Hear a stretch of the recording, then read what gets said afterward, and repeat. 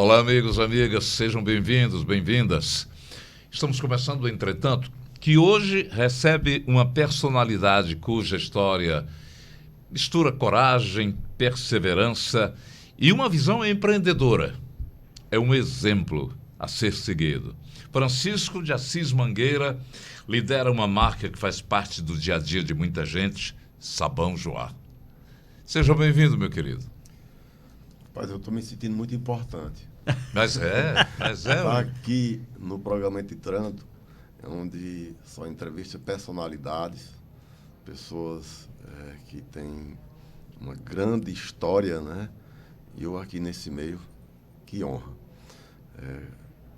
A gente vai ter a oportunidade de conversar muito sobre essa importância sua. Eu sou o Nonato Albuquerque, esse aqui é o Yuri Costa, e nós vamos exatamente penetrar no mundo deste homem que é uma lição de vida para todos nós. Como é que o senhor descreve a aurora da sua infância e como é que o ambiente moldou a sua personalidade? Pois é, eu sou natural de Aurora, mais precisamente do sítio Barreiro Branco, né? Ficava a 12 quilômetros da cidade, e eu vim conhecer a Aurora, as casas emendadas uma na outra, que a gente não sabia que era uma rua, aos 9 anos de idade. 9 anos. Primeira vez que foi à cidade? Primeira vez que eu fui à cidade. Vim antes, mas não tinha entendimento nenhum, que eu vim para me batizar, aqueles procedimentos normais, né? Que é normal. Nascido por parteira, né, como se diz, e depois vem à cidade somente para batizar. Né?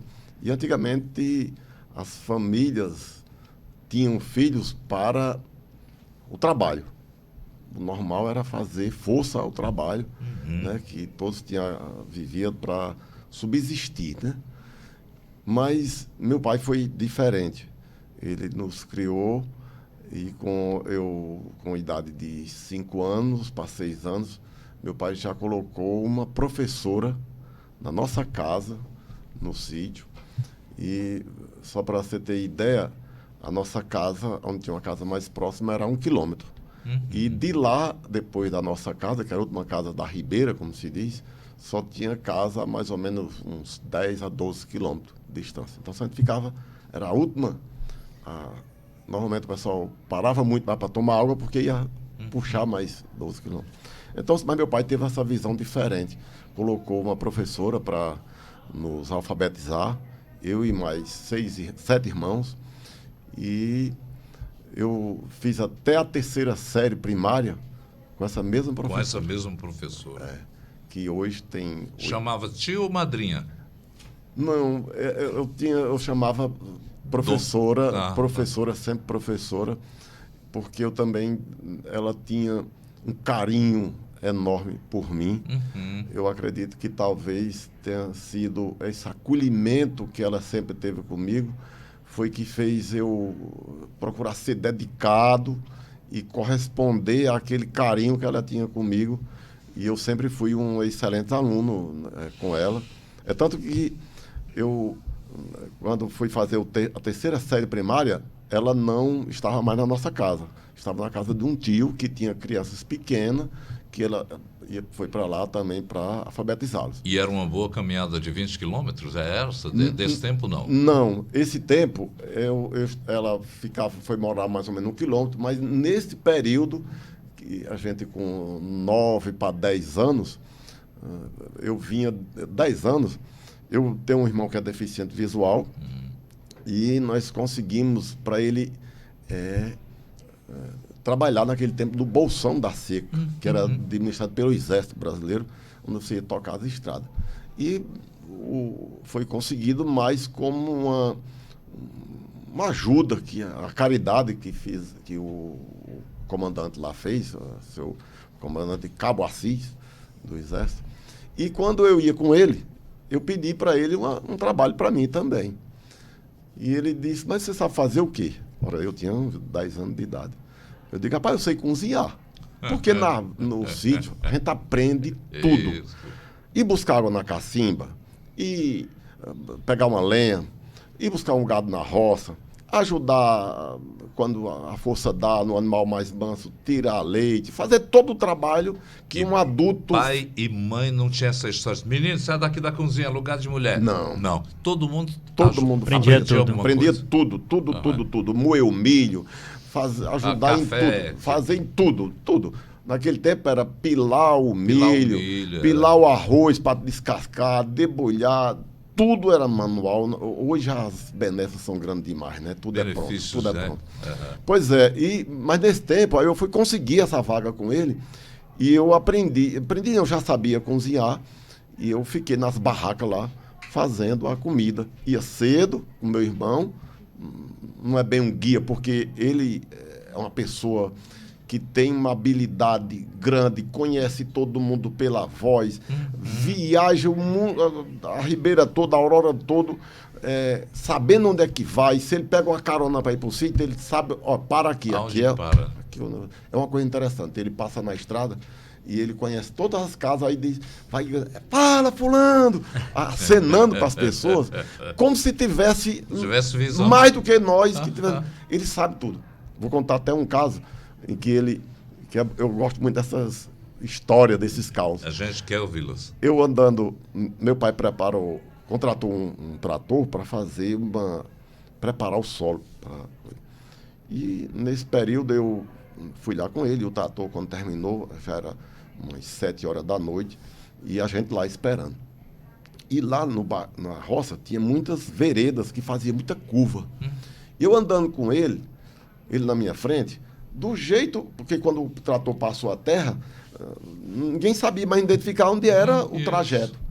Ele vinha fazendo mesmas curvas que fazia antes, e eu achei interessante porque ele sabia todas as curvinhas que dava. Aí eu perguntei a ele, Luiz, tu nunca sofreu uma queda aqui, não? Ele disse, nem uma topada. Ele sabia onde eram as cercas, para ele poder fazer o passadiço. E ainda hoje ele é um cara que tem uma capacidade de audição muito boa e foi muito tempo meu conselheiro. Quando as coisas estavam ruins, já adulto, casado, era ele que eu ia me confessar, como se diz, né? Desabafar, e ele me dava orientação. Quando eu voltava... Era mais novo do que você? Ele é mais velho, 2 anos. Velho. Quando eu voltava lá... Irmão mais velho é sempre assim, É sempre assim. Mas ele é uma benção. O senhor falou da questão da educação, né? Que não é mais difícil, né? Mas tudo era manual, né? No seu tempo. E hoje em dia tem muitas facilidades, inclusive para as crianças, né? Prós e contras disso, né? Da questão da educação mais fácil, de tudo pronto, né? Hoje em dia, você acha que as crianças não aprendem, né? Digamos, o valor do trabalho, o valor da educação, o valor do esforço dos pais também, né? Olha, esse ensino eu acho que começa dentro de casa, né? Com certeza. Não chega à sala de aula primeiro, não. Não, com certeza. Voltando ao caso do meu irmão, minha mãe criou ele sem ele ser coitadinho. Ele vivia igual a nós, ele fazia todo o trabalho que desse para ele fazer, ajudando dentro de casa, né? Ele na roça, por exemplo, para ir deixar o almoço na roça trabalhador, ele ia porque ele sabia todos os caminhos. Então, minha mãe nunca criou ele como coitado, tanto que ele é uma pessoa independente, né? Mas voltando à sua pergunta, olha, isso é natural que nós nos tornemos mais fortes a cada desafio que a gente enfrenta. E hoje as facilidades são muito grandes. Facilita tudo. Tudo. Isso, olha, para a gente adquirir resistência, é sendo instigado, sendo necessário aquilo acontecer. Se você criar aquela pessoa cercada ali por proteção, por muito coisa na mão, tudo na mão, como é que eu vou ensinar essa pessoa a sobreviver quando sair? A gente cria o filho para o mundo, né? A família para o mundo. E se a gente não, de novo, não procurar fazer com que ele tenha desafio no seu dia a dia, que seja instigado a fazer isso aí, vai se criar sempre aquela pessoa frágil, dependente. E o que nos ensinou a gente, eu acredito, a grande geração antiga, né, que ela hoje é uma geração ainda resiliente e forte, eu acredito que vem muito da nossa base que se teve com a família, que é a base de tudo. Eu digo sempre que nós somos hoje 8 cidadãos, porque nós tivemos uma base que foram nossos pais, que nos amaram, mas não com toda a força dele, mas não foi assim de proteção, dando responsabilidade para que você pudesse, né, corresponder. Todos homens? Não, nós somos 3 mulheres e 5 homens. Agora, o senhor começou fazendo refeições para a turma de trabalhadores. Depois tem uma fase da sua vida que você passou a vender lenha.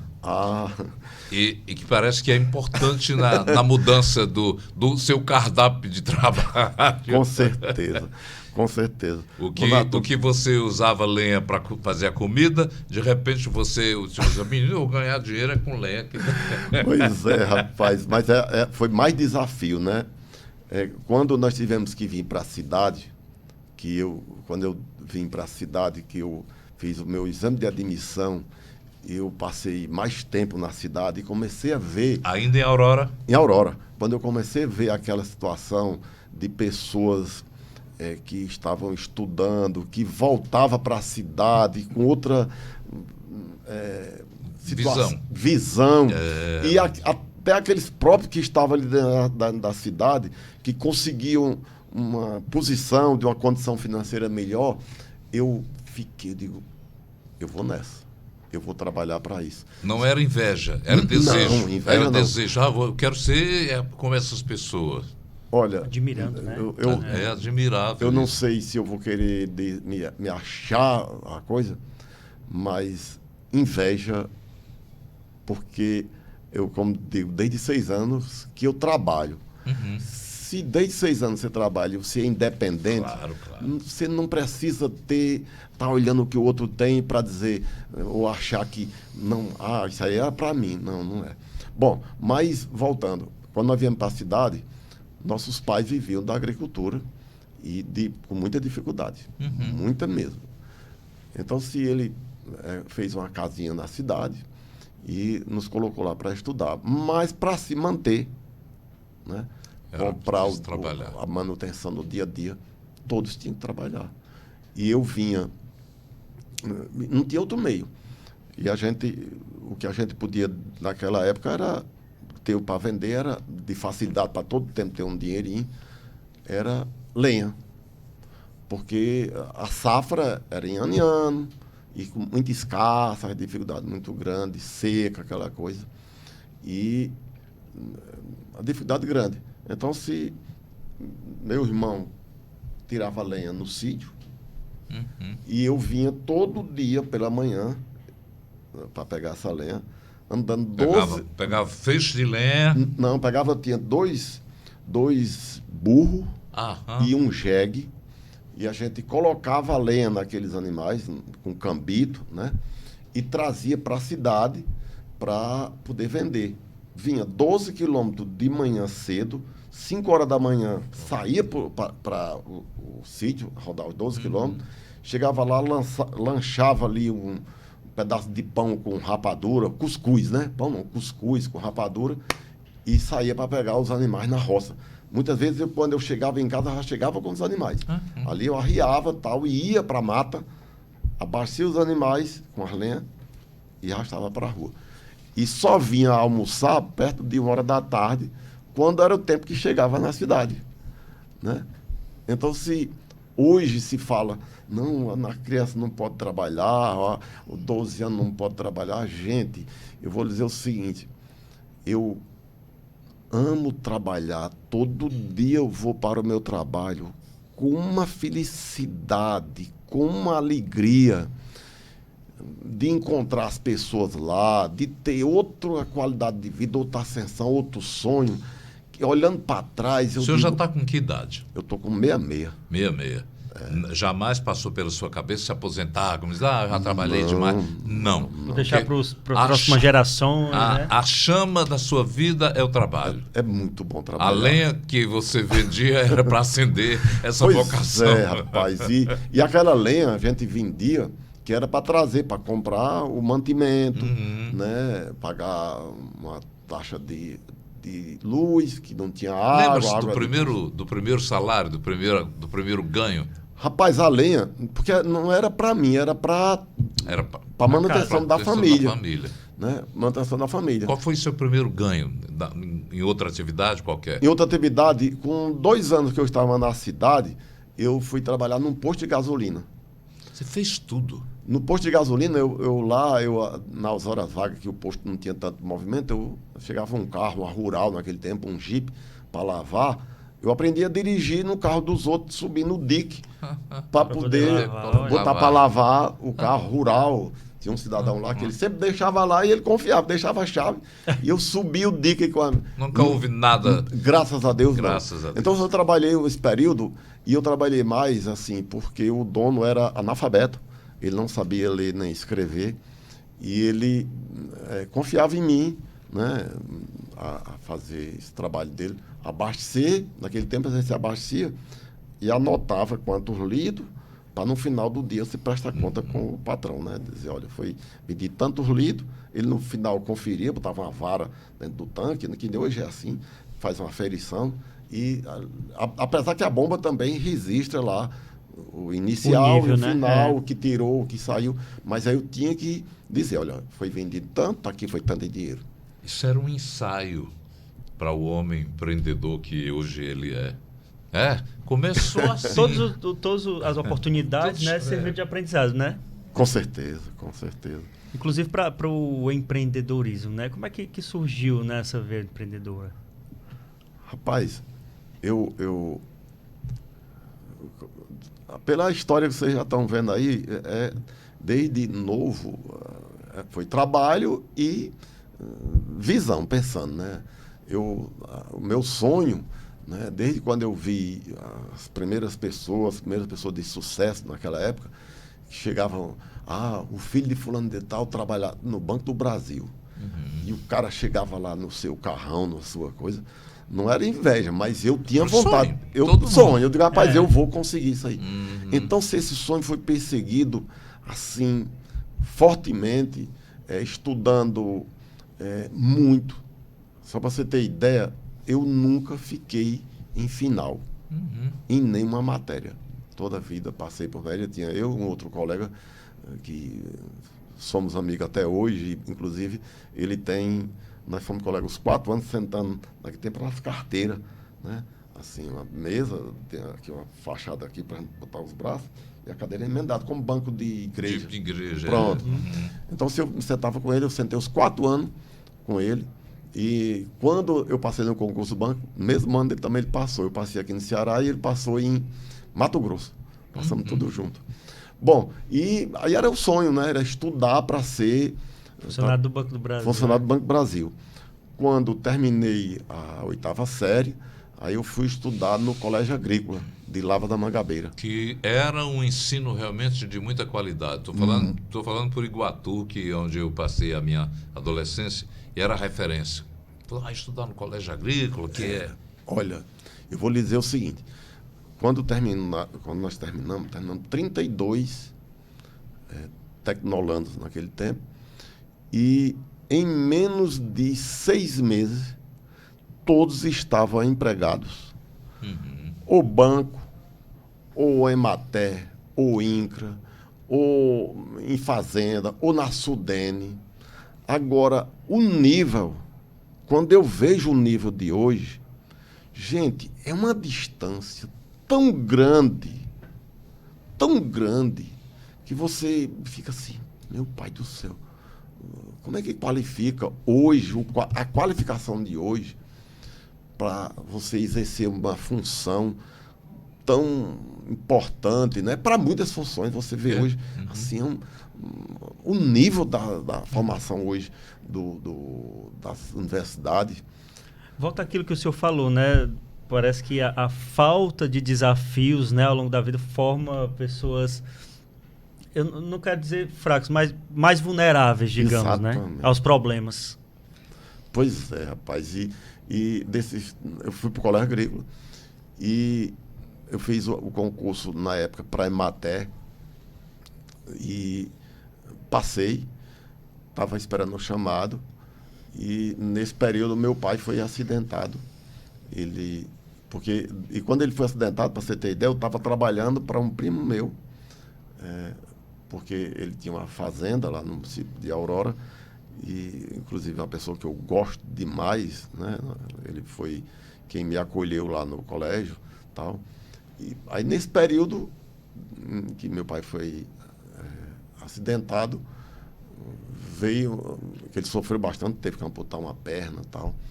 Ele recebeu um convite para ir trabalhar no Colégio Agrícola, porque lá surgiu a necessidade de um professor que foi transferido e me selecionaram lá para lecionar matérias técnicas do curso em agropecuária, né? A parte de agricultura, culturas, essa parte de formação mais específica.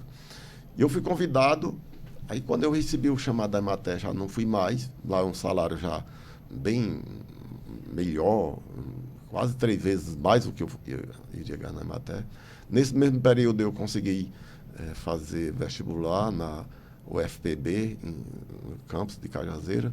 Aí lá eu concluí a faculdade, né? E quando eu concluí a faculdade, no outro ano, eu passei no concurso do Banco do Brasil, que eu vivia direto perseguindo esse concurso. Todo concurso. Eu fiz concurso nesse mesmo período para Receita Federal, para auditor fiscal. Fiquei são 4 fases. Eu lembro que a última prova que eu vim fazer foi aqui na Barão de Aracati, né, onde parece que ainda existe lá. Ainda tem a Receita Federal. Até outro dia eu vim pegar um funcionário que estava no hotel, e o hotel fica em frente. Eu digo, eita, eu andei muito nesse local aqui fazendo essas provas. Mas, voltando, quando eu fui para o Banco do Brasil, aí tem aquela coisa de, por um tempo, você passa meio que acomodado. Bom salário, né? Na época, quando eu saí, meu último salário foi 20 salários mínimos. Então, se dava para você trocar de carro era um bom salário. A cada ano, 2 anos, você estava trocando de carro, morava bem, dava para pagar a escola dos filhos. Era maravilha. Porém, eu sempre fui muito inquieto e eu trabalhava externo, porque eu era fiscal do banco. Me botaram para ser fiscal.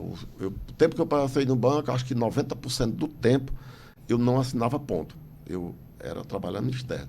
Então, muito à vontade. Aí, de repente, tinha um concurso interno que era para você poder concorrer a nível de supervisão, gerência. Normalmente, primeiro supervisão, e depende do seu desempenho na supervisão, você podia se candidatar a uma gerência, coisa assim.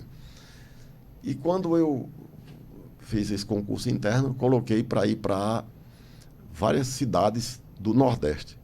Aí eu fui chamado para ser supervisor em Governador Archer, no Maranhão, simplesmente na Bahia, no Piauí, e Bom Jesus da Lapa, na Bahia. Parece que é a Bahia. Aí, quando veio a notícia, a ligação para mim, aí eu digo, rapaz, eu posso ter um tempo. Eu fui em casa, eu morava em casa própria, meus pais moravam em Aurora, meu sogro morava em Baixio, tudo pertinho, um convívio familiar muito próximo. Eu estava sempre na casa dos meus cunhados, ele na minha casa, um convívio maravilhoso mesmo. Aí eu cheguei em casa, conversei com a minha esposa, a Zizi, ela disse, não, que você topar, eu topo. Mas eu pensei, voltei, cheguei lá, dizia um Telex, naquele tempo, Telex, né? Digi, botei na fitazinha, mandei para lá e mandei tirar tudo que era de concorrência que eu tinha para ir para qualquer outra cidade fora. Aí me ofereceram, dentro da agência, porque eu ia ficar trabalhando interno, um curso de caixa. Nesse período eu também já estava mexendo, eu comprava um carro, vendia, tinha uma reservazinha, né? tem dinheiro, um carro no preço bom eu vou comprar e vou esperar que se alguém queira, tá aqui, zelava ele. Fazia sempre um negócio aqui, outro acolá. Mas sempre aquela impaciência, né? Aí me ofereceram esse curso de caixa. Aí treinei a parte de grafoscopia, toda a parte burocrática, técnica. No dia que me disseram, olha, tu vai agora pro caixa, acompanhado por outro caixa, para você ir treinando.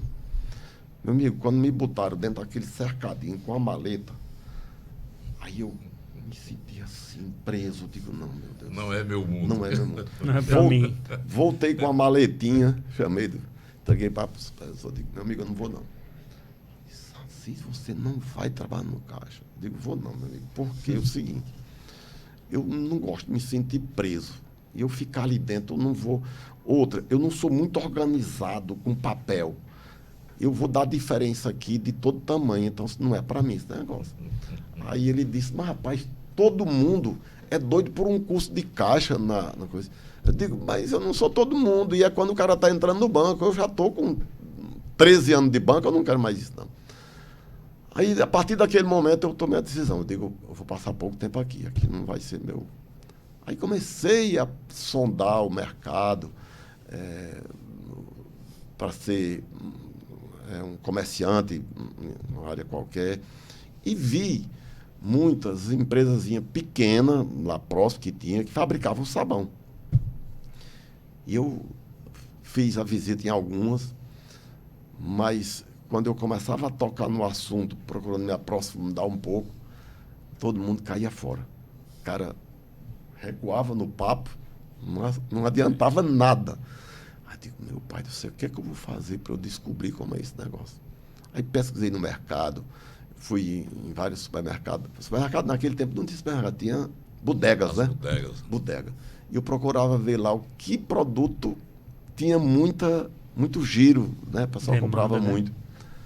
Aí eu, inclusive, me orientei com uma pessoa que já era minha amiga, mas com o tempo, a gente ligado na área comercial, se tornou um amigo que me queria. Eu percebia que o bem que ele queria era como fosse o bem querer de filho.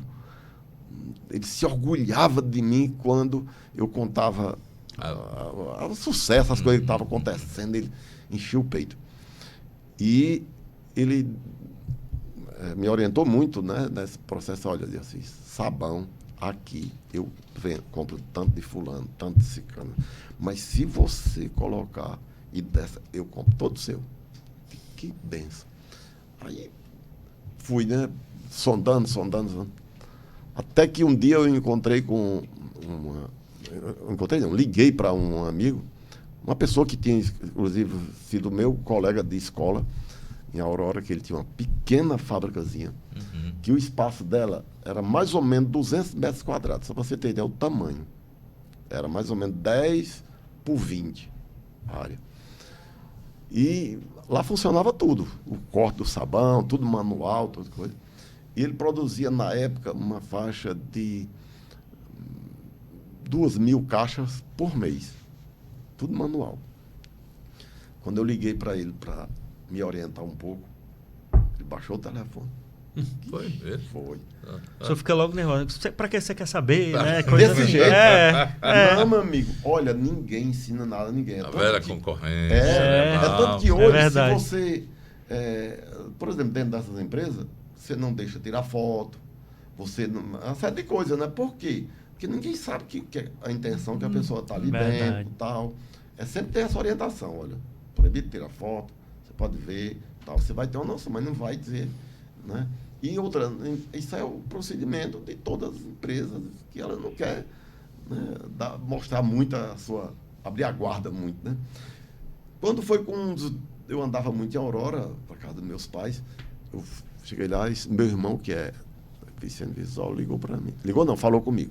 Ei, vocês, fulano ligou para mim e disse que se você tivesse interessado, você conversou com ele, tivesse interessado, ele está disposto a conversar com você. Era o que eu queria, ele, pelo menos, dizer. E na época eu tinha uma reserva, acredito que a preço de hoje, seria mais ou menos assim uns 150 mil reais a 200. E lá eu paguei para ver. Você acredita que eu cheguei lá, o que eu queria mais era eu explorar para ele dizer como era o processo, uma formulazinha, dizer, olha, a gente coloca o produto aqui, essa outra, esse outro, qual outro. material. Tal. Material, tudo, bota para aqui, daqui vai para ali, daqui...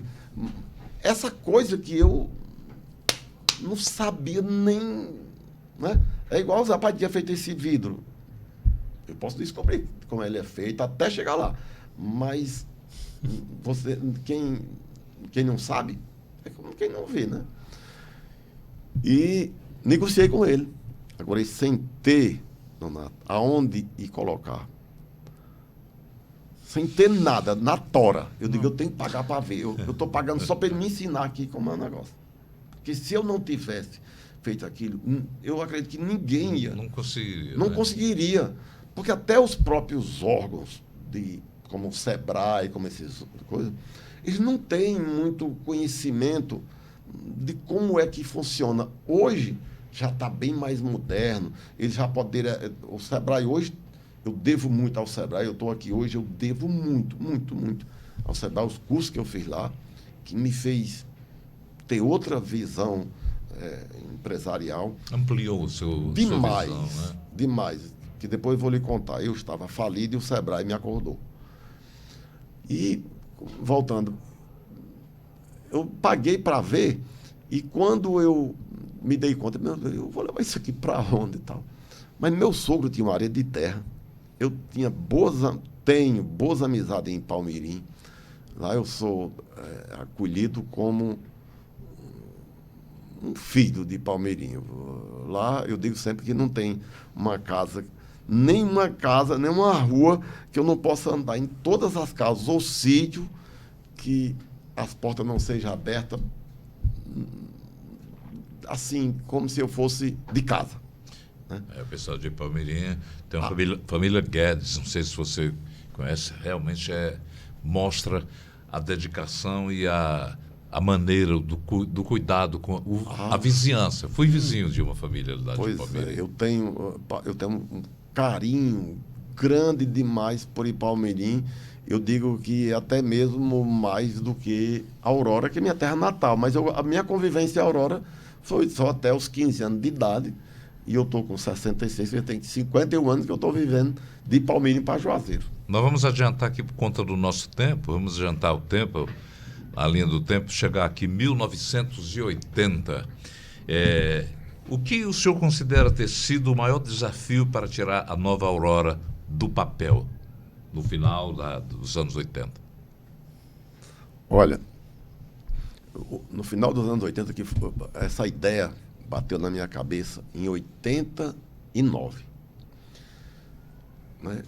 Aí vai aquele bate no porto, bate numa casa, num comércio, bate no outro, sem ninguém abrir as portas e tal. Aí quando foi em 90, foi que eu consegui essa negociação. Uhum. Só que eu só vim realmente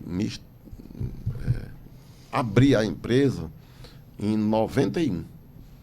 É tanto que ela tem o mesmo CNPJ desde quando foi fundada, em 1991.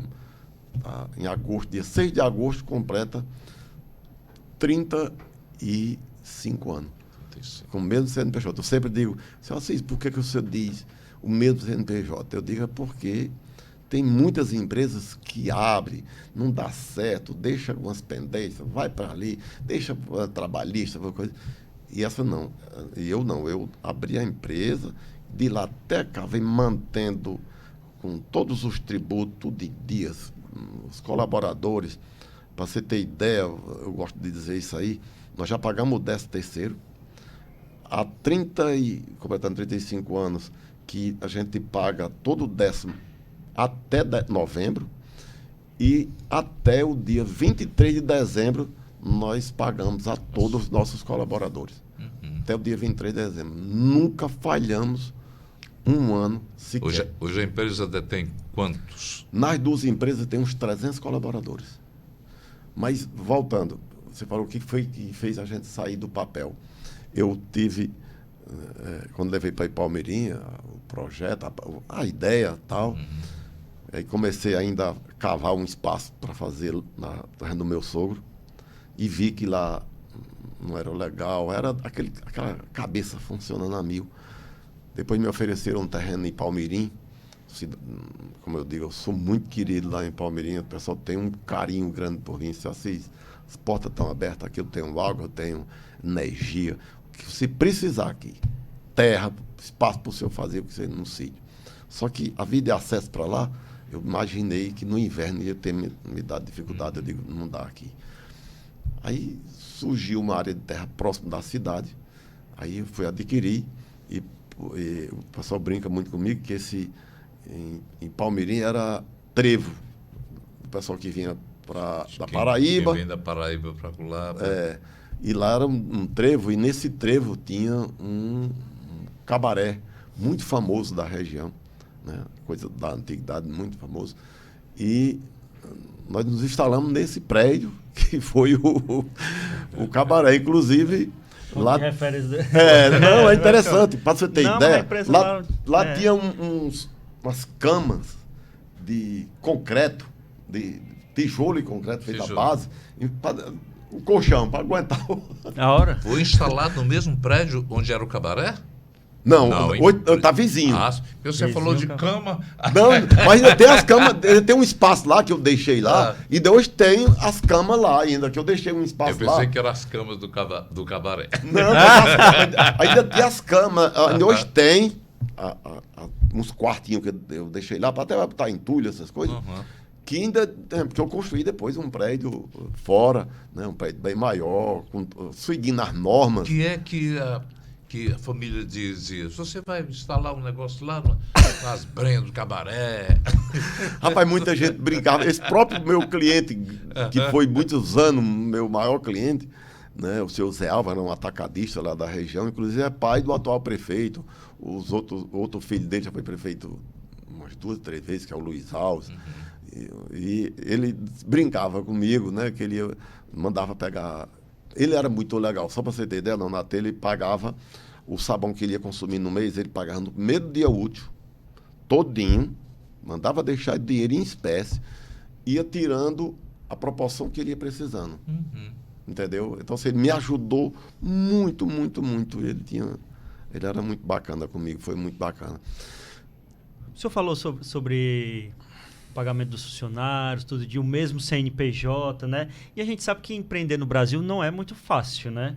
Como é que o senhor mantém justamente a empresa de pé, né? Quais são os desafios que o senhor encontra, né? Ao longo desses mais de 30 anos? Pois é muita resiliência. Tem hora que a gente avalia o resultado e aí avalia, meu Deus do céu, quanto eu tive que repassar para o governo. Que eu não pago imposto, eu pago imposto de renda. Agora eu recolho. Que muita gente, rapaz, a empresa tal paga tanto. Não, ela recolhe. Eu recebo do meu cliente e do consumidor, né, tal, quem paga é o final, e repasso para o governo. Mas é muito recolhimento também, Mas né? é muito recolhimento. Eu só queria ter, olha, então tenho certeza que é todo empresário. Ele só queria ter 30%, para ter um resultado bom, 30% do que nós repassa para o governo. Rapaz, se eu tivesse... Não, um exemplo. Que não tem loja, não tem... Acho que a vida da gente, ela tem que ter a coisa de você poder olhar para trás e poder estar aqui despreocupado, você estar na sua família... Deitar o travesseiro, né? Cabeça no travesseiro, coisa...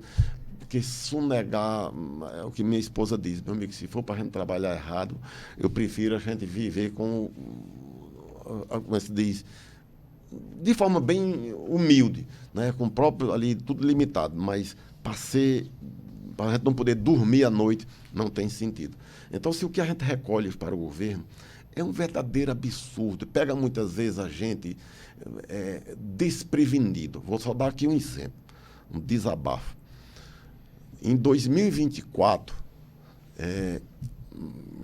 foi baixado de 2023, dia 30 de dezembro de 2023. Nossa. Foi baixado um decreto do governo federal para quem tem incentivo fiscal, que é o exemplo, nós que recebemos incentivo fiscal, que não é nem um incentivo. Porque ele tem uma condição. O incentivo é se eu dizer, olha, vou lhe dar isso aqui e acabou. Não, tal. Mas não, eu tenho toda uma condição para eu permanecer com aquele incentivo, de retorno. Uhum. Eu tenho que aumentar meu faturamento. Eu tenho que estar prestando contratações. Eu tenho que estar prestando conta com o governo em 6 meses, quantos funcionários eu consegui contratar, eu tenho que estar com meus recolhimentos super em dia, eu não posso ter não precisa de auditoria da empresa, eles já são uma auditoria. Então, se você, não é nenhuma outra, você tem que construir, se você botar no projeto, muitas vezes o projeto dá errado e você diz, se eu não fizer, eu vou perder o incentivo. Rapaz, é uma pressão muito grande para quem recebe incentivo.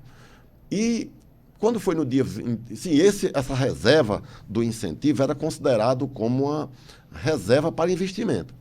E no dia 30 de dezembro de 2023, baixaram um decreto que essa reserva tinha que ser considerada como receita financeira. E você ia ser tributado com PIS, COFINS, contribuição social e imposto de renda. Então, se ele levou de cara 34% dessa receita que a gente tinha. Quer dizer, nós planejamos o ano, nossa despesa, nosso fluxo financeiro, nosso planejamento tributário, baseado que a gente ia pagar X de imposto. De repente, não. De última hora, dia 30 de dezembro, para entrar em vigor no dia 1º. Quer dizer, é uma insegurança jurídica muito grande. Você tem um contrato com o governo do Estado para você cumprir aquilo dali, aí de repente, não, o governo federal chega o próprio governo que não ajuda a cumprir. O próprio governo federal diz, não, o que o Estado está dando, eu quero um pedaço que é aqui, você tem que pagar imposto de renda. Imposto de renda, contribuição social, PIS e COFINS.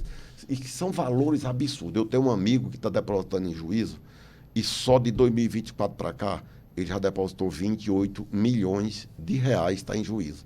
Quer dizer, isso aí, em vez de ele estar entregando para o governo, ele está depositando em juízo e brigando na justiça. Porque ele tinha um contrato que dizia que ele tinha aquele incentivo e, de repente, o governo federal está tirando. Aí ele está achando... É injusto. E nós estamos brigando através do nosso sindicato. Fala-se muito de reforma tributária, né? E esse debate, né, deveria ser aberto também para os empresários, para os empregadores, né? Tudo bem o debate lá para os representantes do povo, né, que foram votados, tudo, mas também ouvir as classes que vão ser impactadas, né? Olha, o pior de tudo dessa reforma tributária, eu estou dizendo como empresário, e a gente faz parte a gente participa das reuniões, dos treinamentos, de todas as orientações emanadas do sindicato, que traz pessoas para expertos no assunto para falar sobre o tema, e a insegurança ela é geral. O que a gente está esperando, pode ser que seja o contrário, é que isso vai aumentar bastante a nossa carga tributária. Primeiro, o incentivo fiscal ele vai acabar, pelo menos o que se reza, e está em insegurança em todo mundo. Vai ser feito teste agora, começar a partir de janeiro. Nós estamos nos organizando, nós estamos nos preparando enquanto empresa, através do nosso sistema de contabilidade, nossas empresas que fazem a nossa assessoria contábil, a nossa contabilidade. Mas é uma insegurança que a gente vê em todos. Não estou dizendo aqui somente a CIS, não. É todo empresariado, está muito inseguro, que a gente vê nos bastidores, em todo canto, a insegurança jurídica sobre essa reforma tributária.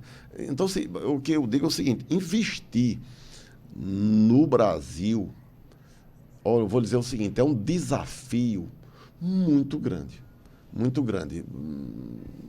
Se vê, não, paga muito imposto. Gente, se fosse somente o imposto, é uma situação, mas a burocracia que existe por trás de tudo isso aí, para você chegar e ter a consciência, a certeza, eu estou pagando correto, mais tarde não vão me cobrar mais Essa que é a grande É insegurança. como se fosse um incentivo, em vez de um incentivo para a empresa crescer, é um incentivo para fechar, né? Com certeza. Com certeza. Interessante. O senhor, na conversa que o senhor Assis fala, sempre coloca pessoas que são muito de grande importância para ele. O irmão, o amigo, colega de sala de aula. E o senhor tem uma tradição também que é de envolver os filhos nos negócios. Pois é, Né? rapaz.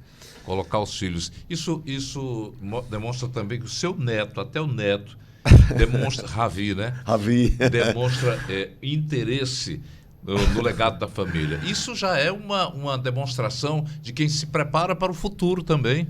Pois é, rapaz. Nós fizemos no ano passado o PDA, que é o Programa de Desenvolvimento de Famílias Acionistas, feito pela Fundação Dom Cabral, aqui através da Barro Soluções, um curso muito, muito bom, foi feito com toda a família.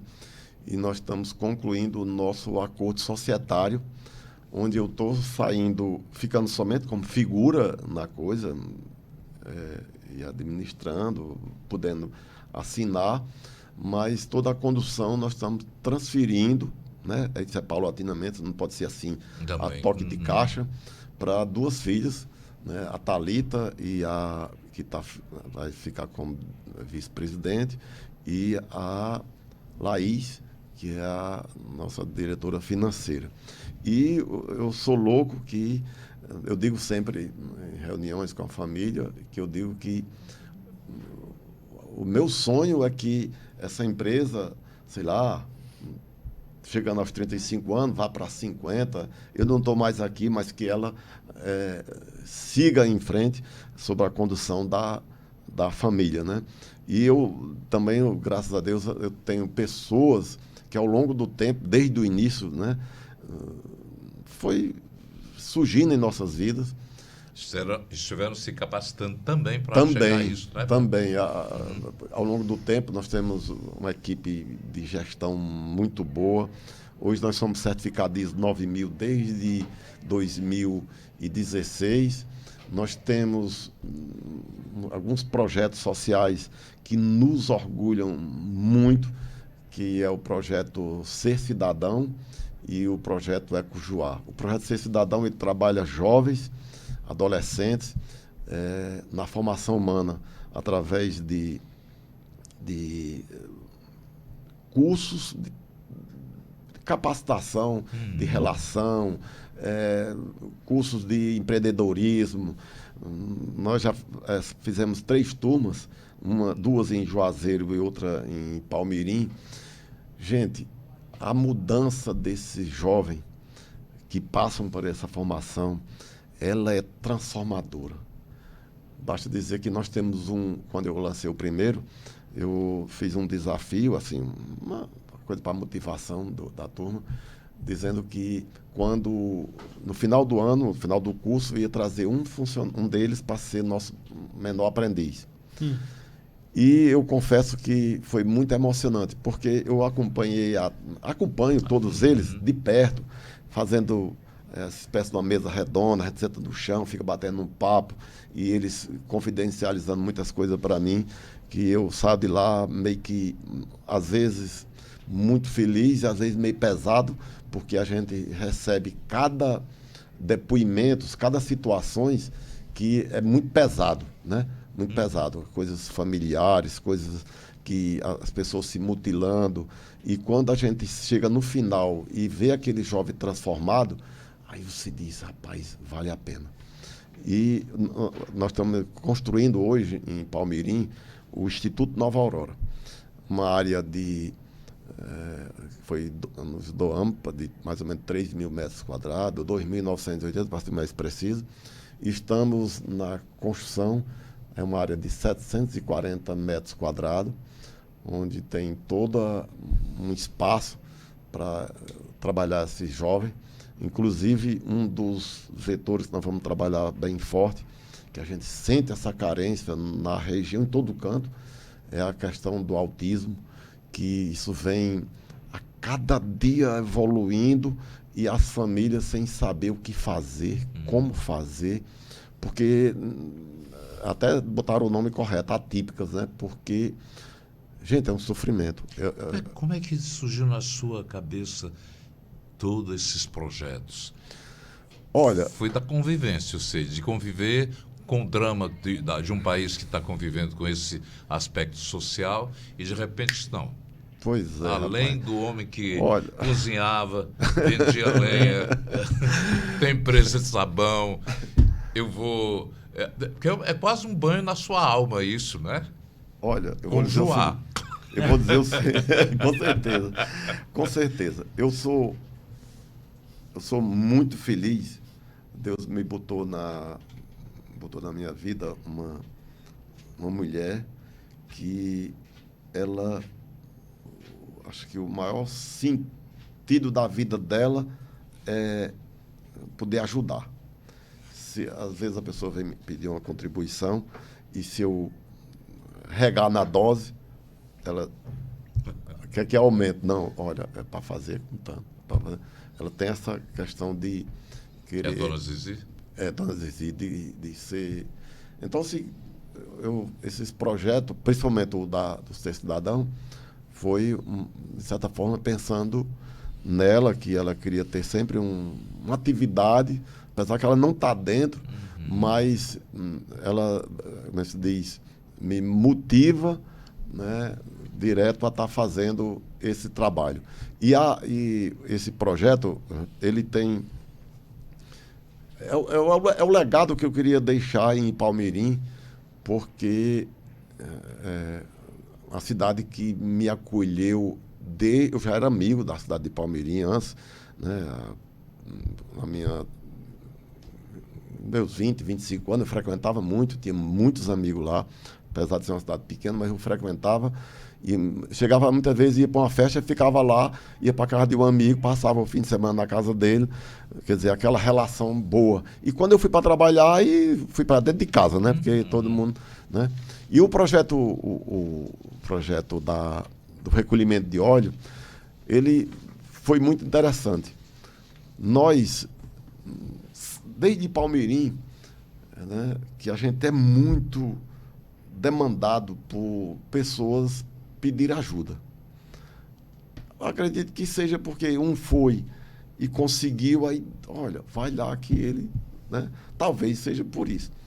E é muito bom você poder se vir, você poder A pergunta é bem rápida para a resposta ser rápida por causa do nosso tempo. Por que você nunca se candidatou?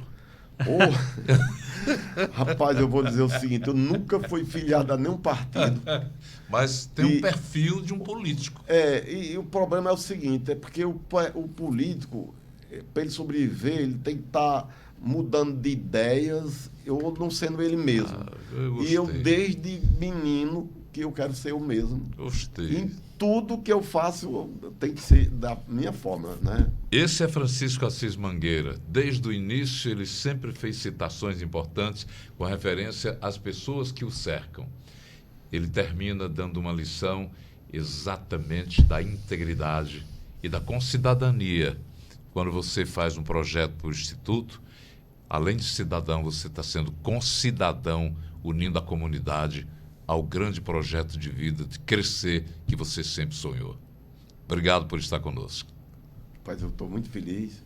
Obrigado por me acolher, ouvir a história que a gente vem construindo ao lado da família e ao lado daqueles colaboradores, quase 300, que todo dia se irmanam, se entregam para fazer o melhor, né, para o nosso país. Até o próximo encontro.